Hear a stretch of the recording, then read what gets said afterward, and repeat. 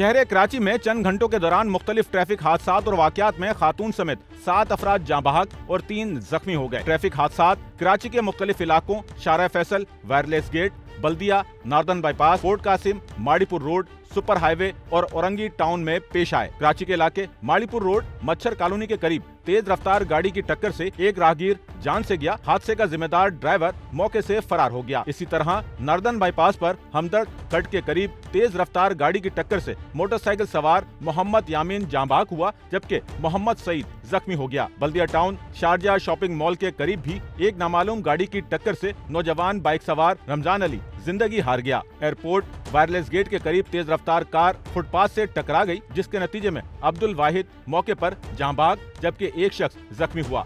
दूसरी जानिब super highway अल हबीब restaurant के करीब ट्रक की टक्कर से डाटसन सवार खादिम हुसैन जाँ बहक जबकि वजीर जख्मी हो गया। पोर्ट कासिम रेलवे ट्रैक पर ट्रेन की जद में आकर एक 30 साला नामालूम खातून मौके पर दम तोड़ गई। उधर औरंगी टाउन इस्लाम चौक के करीब नामालूम गाड़ी की टक्कर से मोटरसाइकिल सवार 22 साला नौजवान जान से गया, जिसकी ताहाल शनाख्त नहीं हो सकी। कैमरामैन अमीन के साथ नौमान रफीक, SNN कराची।